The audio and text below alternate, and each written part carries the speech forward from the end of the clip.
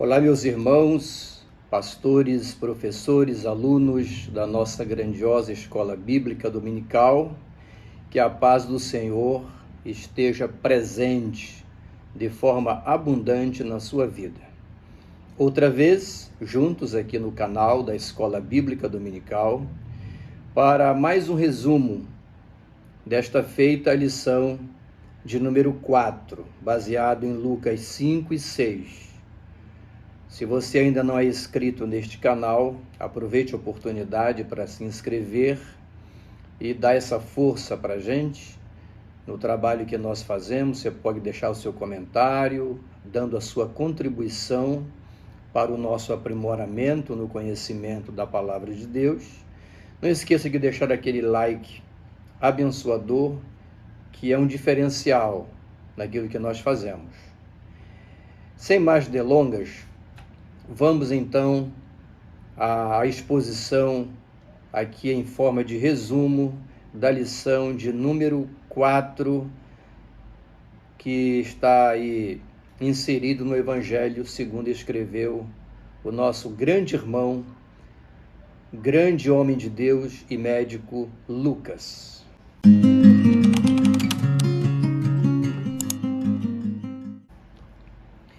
Milagres, ensinos e escolha dos apóstolos. Esses são as três demonstrações que essa lição vai trazer para a gente. O textual está em Lucas 5,17, diz o seguinte: Ora, aconteceu que num daqueles dias estava ele, Jesus, ensinando, e achavam-se ali assentados fariseus e mestres da lei, vindo de todas as aldeias da Galileia, da Judeia e de Jerusalém. E o poder do Senhor estava com ele para curar. Neste textual aqui, nós já percebemos uma coisa interessante. Já é um ponto interessante para você começar essa exposição.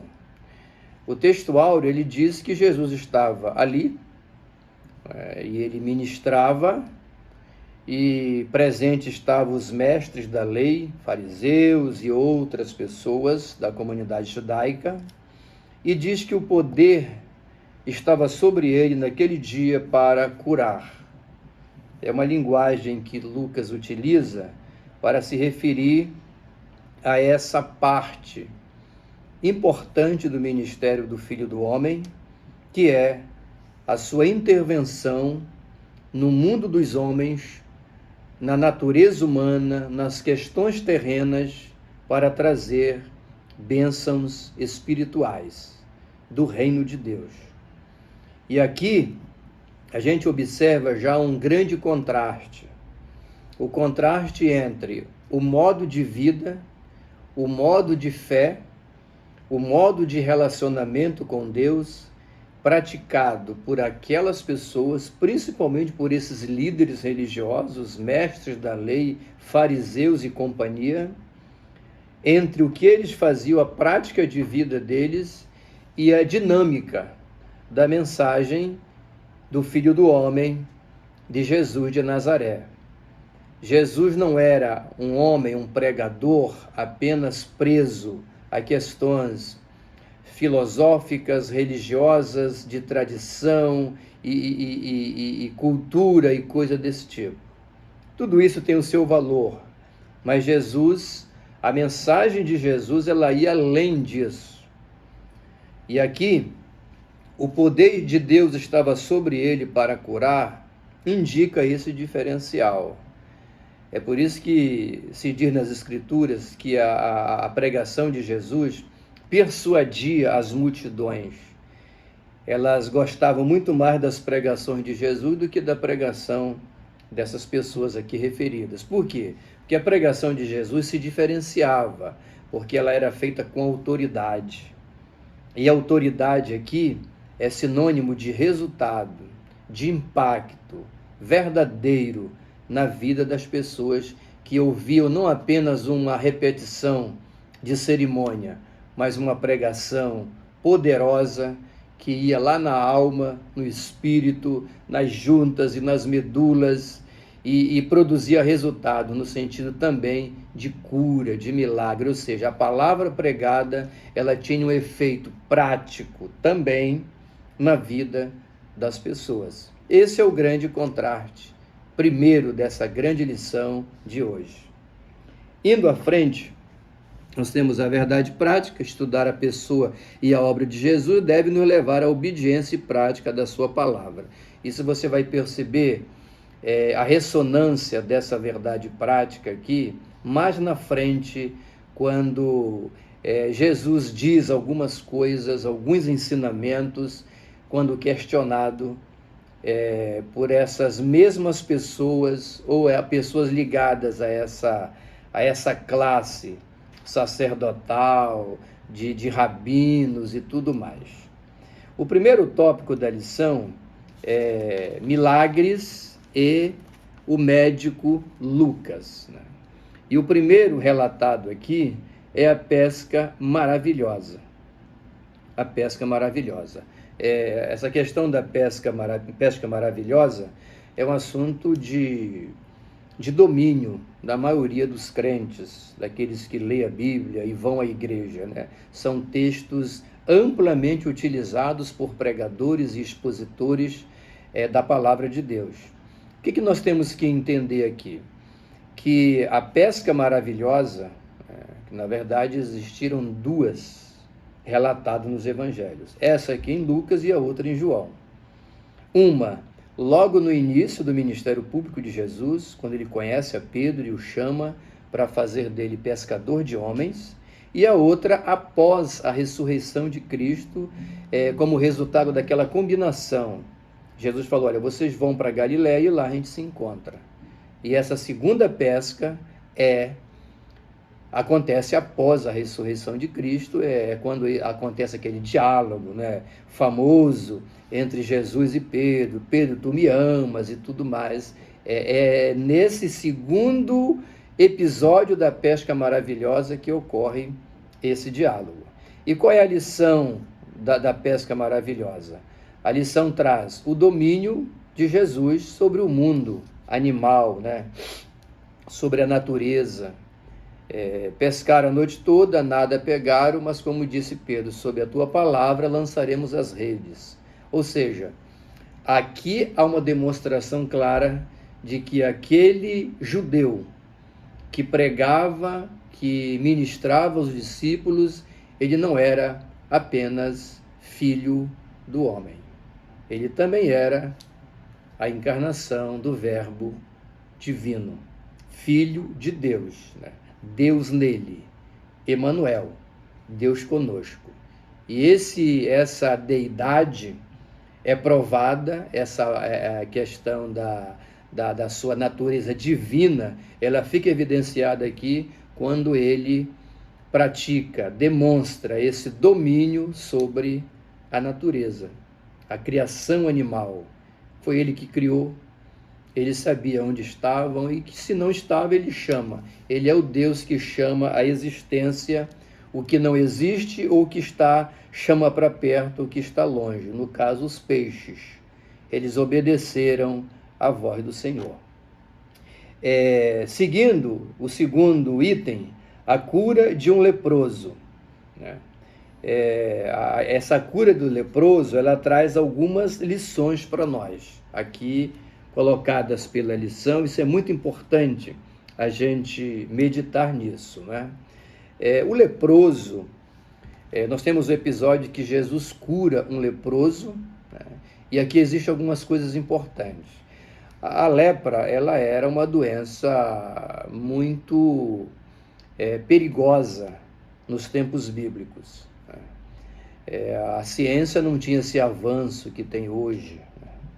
Hoje a lepra é conhecida como hanseníase, em homenagem ao Hanser, descobridor do bacilo dessa enfermidade.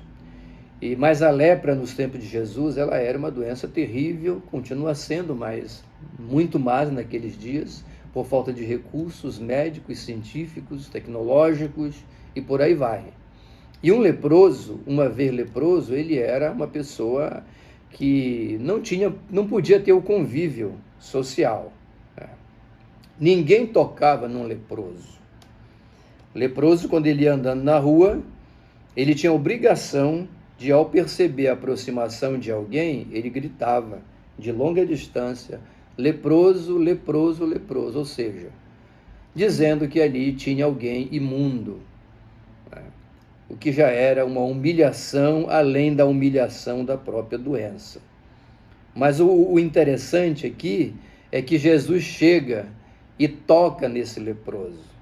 Jesus é uma figura, uma pessoa maravilhosa, extremamente revolucionária. Por quê? Porque ele era criticado, porque ele quebrava todos os protocolos impostos pela vaidade e pela falta de amor humano.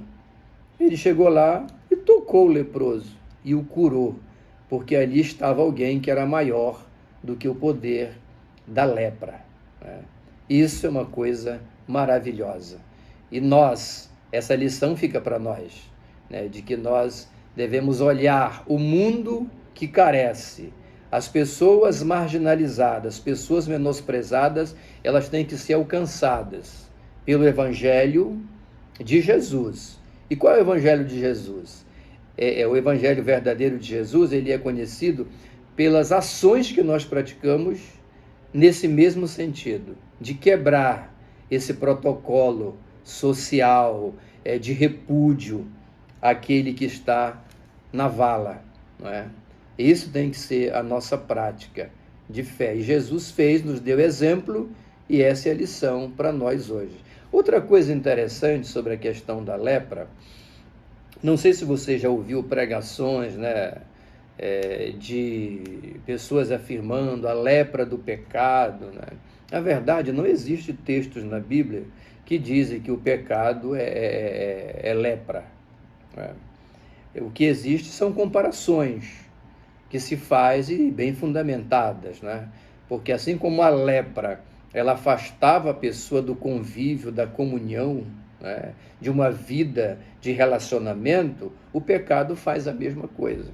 É por isso que ele é tido na Bíblia como um exemplo, uma figura. A lepra é uma figura humana, uma doença. O pecado é algo espiritual, mas que é como a lepra, ou seja, porque assim o pecado, ele produz no mundo espiritual, no relacionamento com Deus, o mesmo efeito que a lepra produz nos relacionamentos humanos. É esse o sentido. É por isso que se ouve muito lepra do pecado, Mas a Bíblia não afirma expressamente isso. São apenas comparações para facilitar esse entendimento, A lepra é símbolo do pecado. Jesus, como veio para os pecadores, ele vai lá e toca o leproso. Deve ter abraçado, com certeza. E a cura simultânea demonstra o poder dele também sobre as enfermidades e a identificação de Jesus com esse homem na sua condição doentia e pecaminosa. Um impuro aos olhos dos líderes religiosos de Israel, principalmente, mas um carente de Deus aos olhares de Jesus de Nazaré. O nosso exemplo, que nós possamos segui-lo nesse sentido. Glória ao nome do Senhor. Vamos em frente. O terceiro, a cura de um paralítico em Cafarnaum, provavelmente na casa de Pedro. Qual é a lição do milagre da cura do paralítico de Cafarnaum? Existem muitas lições. E a nossa revista traz aqui muito bem essa colocação, do milagre. Quando você olha ali o milagre do paralítico de Cafarnaum, você percebe, entre outras coisas, duas coisas interessantes. A primeira, que a preocupação maior de Deus com o homem é a sua questão espiritual, sua alma. Um paralítico deitado numa cama, levado por 4 homens, evidentemente que o sentimento, o desejo dele e de todos ali era ver o quê? A cura física. Eles queriam um milagre, queriam me voltasse a andar. Mas Jesus, ele vai pela ordem, sob a ótica divina. Ele diz, olha, perdoados estão os teus pecados. Ou seja, a parte espiritual, a questão do relacionamento com Deus, para Jesus, para a palavra, é a coisa mais importante. Eu posso estar 100% salutar, 100% de saúde, tudo bem comigo, fisicamente falando, mas espiritualmente eu posso estar todo podre, todo ruim, e o relacionamento com Deus está muito frágil. Mas eu posso também estar enfermo, doente, completamente desenganado pelos médicos, mas com uma alma limpa, saudável, sadia, pronta para a verdadeira vida espiritual. São contrastes que só quem exerce a fé e conhece a palavra de Deus é que pode perceber a sua profundidade. Então Jesus começa pela parte espiritual, perdoados estão os teus pecados, e depois, para provar o seu poder, naquele momento ele entendeu em fazê-lo, ele diz, toma o teu leito e vai para a tua casa, ou seja, cura a parte física. Deus fez uma obra completa naquele homem, e esse poder continua em evidência na igreja hoje, porque Jesus não mudou, ele continua o mesmo. Bendito seja o nome do Senhor. E o segundo tópico da lição fala sobre a cosmovisão do Filho do Homem.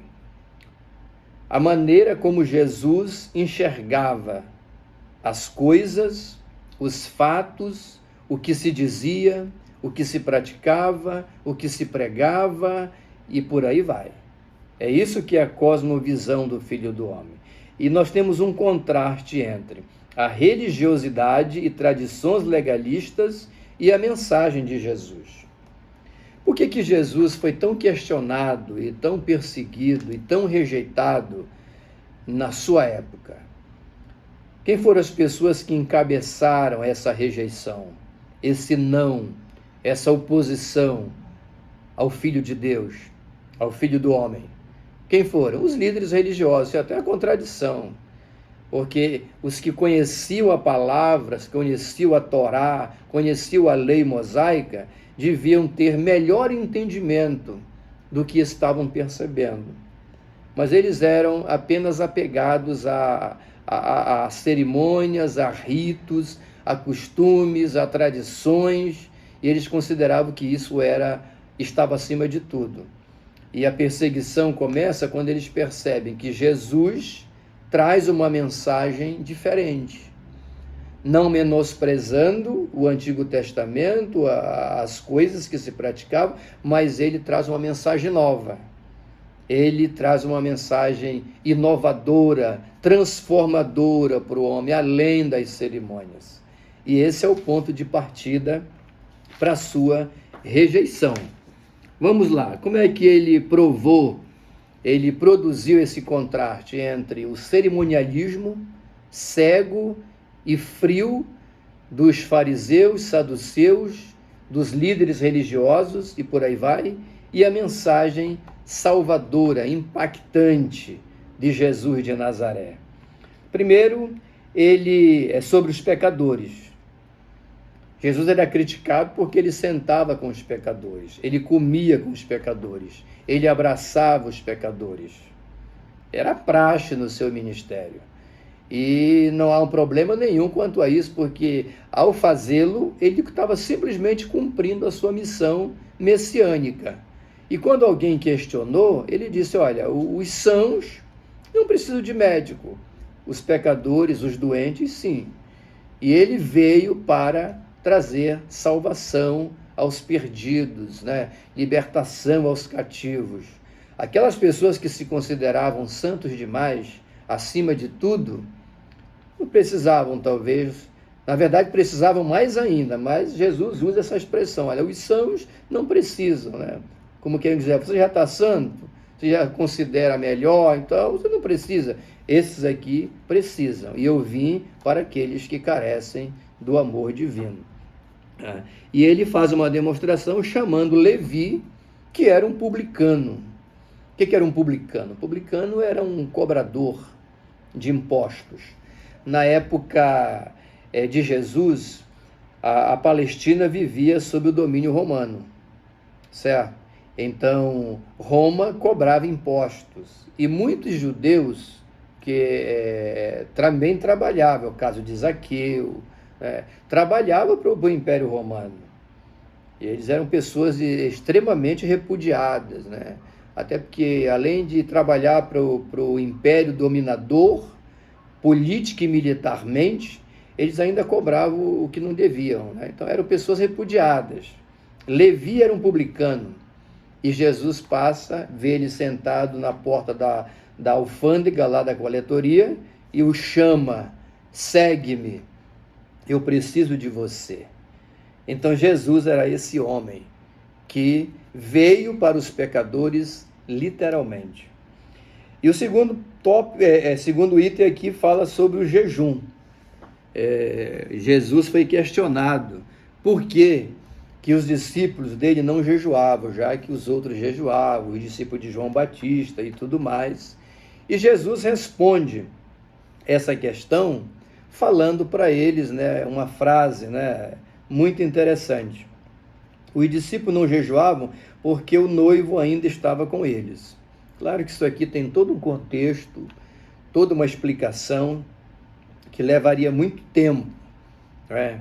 Mas o suficiente para a gente saber, Jesus, para explicar o seu posicionamento, ele usa pelo menos duas colocações: o vinho novo em odres velhos e o retalho de roupa nova para uma roupa velha. Ele usa essas duas figuras para falar, né, a seguinte mensagem. A mensagem de Jesus, na questão do jejum, ele queria dizer o seguinte: que o jejum cerimonial ou outra prática mosaica nada tinha a ver com o evangelho que ele pregava, né? Ele quis dizer isso, quando ele fala em odres, vinho novo em odre velho, pedaço de pano novo para remendar um vestido velho. Ele está fazendo uma comparação, entre outras coisas, entre a antiga aliança e a nova aliança. A mensagem, o modo de vida, de relacionamento daquele povo, daqueles líderes religiosos com Deus, e a mensagem salvadora de Jesus, sua mensagem messiânica, da nova aliança, do Novo Testamento no seu sangue, como ele disse. Era esse contraste que ele queria dizer, né? Não tem como colocar velho no novo que vai ser problemático. Esse é o sentido dessa colocação de Jesus. E ele disse, né, o noivo está aqui, quando o noivo não estiver mais, eles jejuarão. Nós continuamos fazendo, porque Jesus continua conosco, sim, mas ele falou no sentido de sua partida, para o reino espiritual. E o terceiro item, ele toca na questão do sábado. Também foi muito criticado pelos líderes religiosos, pelos rabinos, pelos fariseus, porque ele curava no sábado. Olha só o valor da religiosidade dessas pessoas. O que a religiosidade faz com o ser humano, né? Eles achavam mais importante um ritual de guarda de um dia, que no caso era o sábado, do que se alcançar quem precisa de socorro, de amparo, de amor, de carinho e de restauração. É isso que a religiosidade faz. Jesus provou que o seu evangelho, a sua mensagem estava muito acima disso. E que o sábado era uma coisa boa, mas ele era maior do que o sábado, ele era superior do sábado. Ele criava uma polêmica, essas pessoas ficavam malucas com ele, porque para elas o que valia eram suas tradições. E isso que Jesus quis dizer, né? E o terceiro tópico da lição fala sobre os 12 apóstolos e as bem-aventuranças. O item 1, escolha dos 12 apóstolos. Tem uma coisa aqui interessante, né, sobre isso. Nem todos os apóstolos eram discípulos, mas nem todos os discípulos eram apóstolos. Jesus tinha muitos discípulos. Você pode observar em outros textos que teve uma época que ele mandou 70, lembra? 70 evangelizadores, seus discípulos, levar a palavra, né? Mas o texto fala da escolha de um grupo. Dentre esses muitos discípulos, ele escolhe um grupo, os apóstolos, que a gente chama, no campo teológico, de colégio apostólico. Foi o colégio apostólico, foi essa escolha desses 12 homens que foram escolhidos no intuito de serem instruídos, profundamente instruídos no que se refere à doutrina da igreja que Jesus estava implantando. Isso é muito interessante. Lembra da palavra dele a Pedro? Tu és Pedro, sobre esta pedra edificarei a minha igreja, e as portas do inferno não prevalecerão contra ela. Estabelecerei a minha igreja. Jesus estabeleceu uma igreja, e essa igreja, ela tem um corpo doutrinário. Que corpo doutrinário é esse? São os fundamentos da nossa fé, os fundamentos da fé e do relacionamento do povo de Deus, da igreja de Deus com o Senhor. E nesse programa de instrução doutrinária figura fundamentalmente a pessoa dos apóstolos.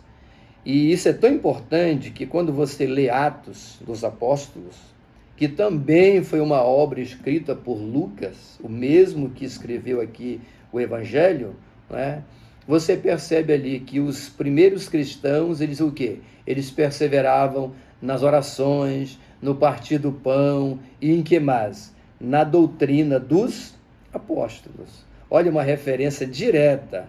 Jesus escolheu esses 12 homens para inserir neles, compartilhar com eles, partilhar com eles o conhecimento pleno e os fundamentos da nossa fé, a fé apostólica. A igreja é apostólica. Por quê? Porque ela recebeu dos apóstolos a doutrina, os ensinamentos que eles receberam do Senhor. Lembra da palavra de Paulo na ceia, sobre a ceia? Ele fala: o que eu recebi do Senhor, eu também vos ensinei. Que o Senhor Jesus, na noite que foi traído, ou seja, os apóstolos transmitiram para as gerações que vieram depois o conhecimento que eles receberam de quem? De Cristo. Membros do colégio apostólico, se bem que Paulo não fez parte, ele é posterior, mas é no mesmo sentido porque ele teve um encontro. Deus o escolheu de maneira extraordinária, porque ele é soberano para fazê-lo. Tá certo? Então, o colégio apostólico é exatamente isso que eu estou te falando. E esses 12 homens compunham esse colégio. E durante 3 anos, em uns trocados, eles receberam todos os fundamentos da fé. Jesus sai de cena. Quem entra em cena? Os apóstolos. Quando esses apóstolos saem de cena, quem entra em cena? Os pais da igreja, que dos apóstolos receberam a palavra. E quando esses pais da igreja saem de cena, entram quem? As outras gerações, até chegar a nós, os grandes homens, os grandes pregadores, as grandes mulheres da história do cristianismo. Que coisa maravilhosa! Isso é colégio apostólico. E Jesus, fez isso para quê? Para instituir a doutrina da igreja. A maioria dos livros do Novo Testamento foram escritos por apóstolos ou sob a supervisão de um deles. Isso é extremamente maravilhoso. Por quê? Porque isso dá força à palavra. E eu sei que não faz parte aqui, mas vai aqui uma nota de rodapé, né? Alguém perguntou um dia: nós ainda temos apóstolos hoje? Temos, né? Dependendo de que janela você está olhando. Porque a palavra apóstolo significa mensageiro, alguém que é chamado para uma missão específica. Então você pode ter apóstolos hoje em várias áreas, dentro do campo eclesiástico. Apóstolo da comunicação, apóstolo da Amazônia, apóstolo disso, daquilo outro. Isso é interessante, tem sentido. Mas apóstolos, no modo como a Bíblia tratou no colégio apostólico, não há repetição disso. Então, quando você vê por aí pela televisão, né, o apóstolo fulano de tal, o apóstolo não sei quem e tal, isso aí são nomenclaturas, frutos, com certeza, sem medo de errar, da vaidade humana, não é? Para diferenciar e se mostrar alguém acima dos outros, mais importantes, uma espécie de uma hierarquia eclesiástica. Nada disso tem fundamento nas Escrituras. Os apóstolos já foram e a doutrina da palavra já se formou. O cano já foi nos dado e nada mais essas invenções que você tem hoje aí na televisão do apóstolo A, B, C e D, tome muito cuidado, porque isso é também um grande engodo, tá certo? Vamos em frente, terminando por aqui, né? E no segundo item, as bem-aventuranças, né? E aqui nós temos um contraste entre as bem-aventuranças e os ais, né? Jesus diz, olha, vocês são bem-aventurados por isso, por isso, por isso. Mas ai de vós, por isso, por isso, por isso. Ai de vós quando acontecer isso, isso e aquilo. E aqui a lição traz vários pontos, eu queria destacar esse aqui, ó. Ai de vós quando todos vos louvarem.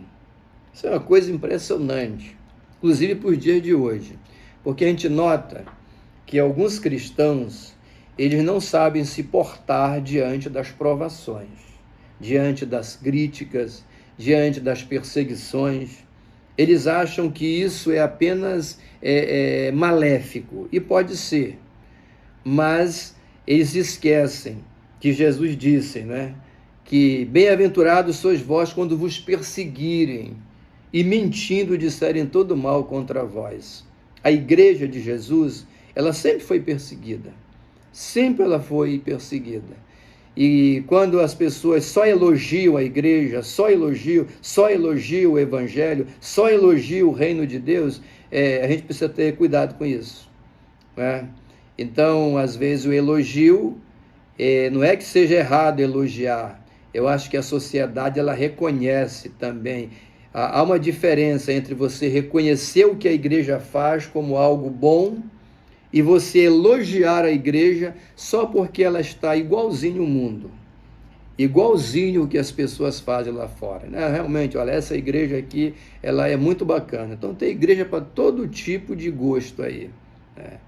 Mas é muito perigoso. Jesus falou, né?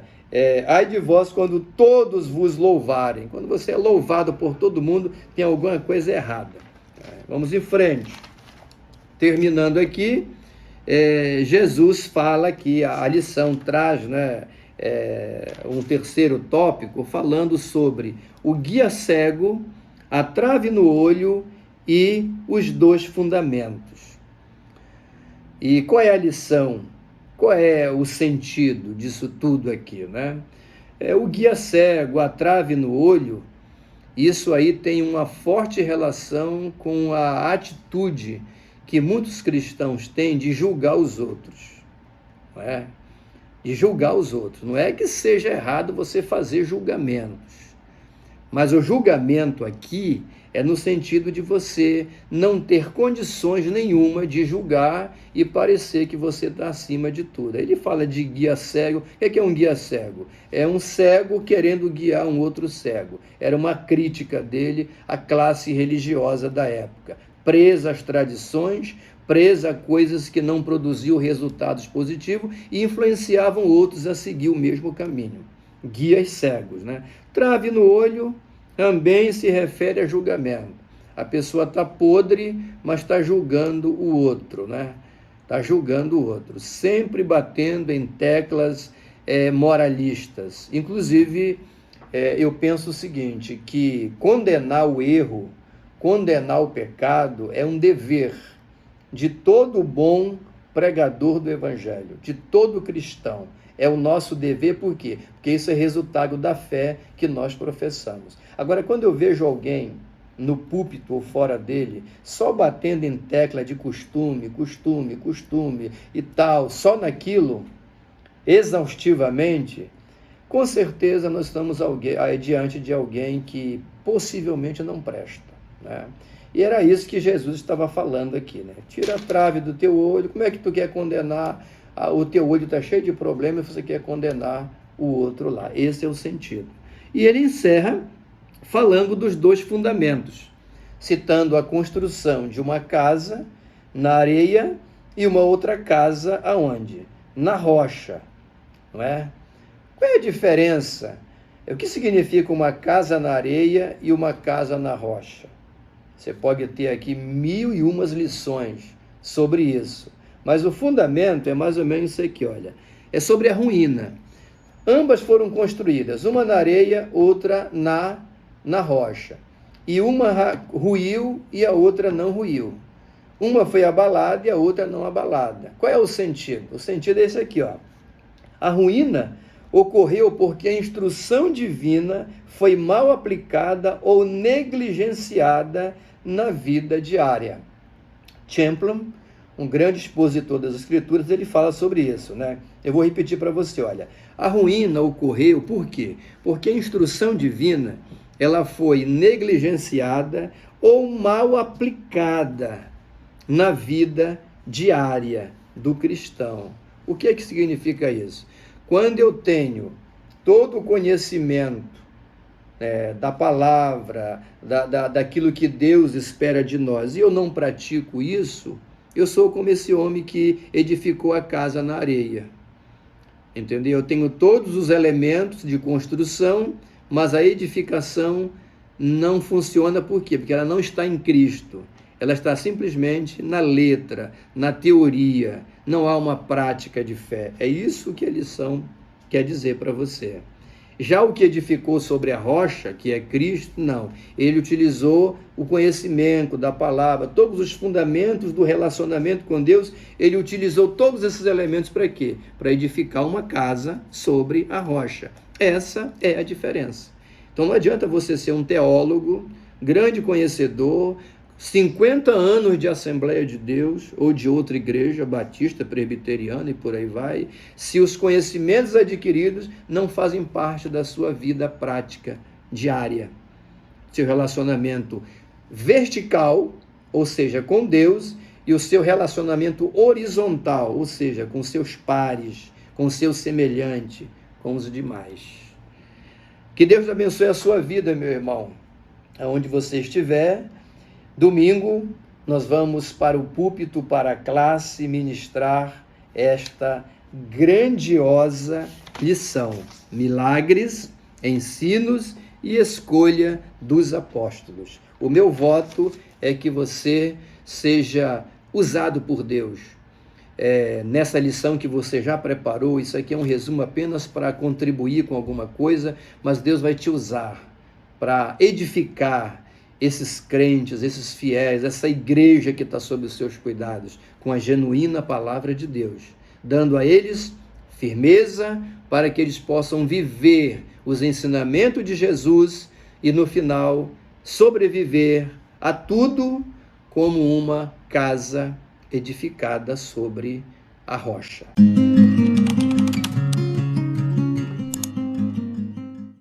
Que Deus te abençoe. Pai querido, em nome do Senhor Jesus, eu te peço nessa hora a tua bênção para aqueles que acompanham esta exposição, que neste domingo nós tenhamos uma grande lição para a glória do teu nome e edificação da tua igreja. No nome de Jesus, nós te agradecemos. Amém.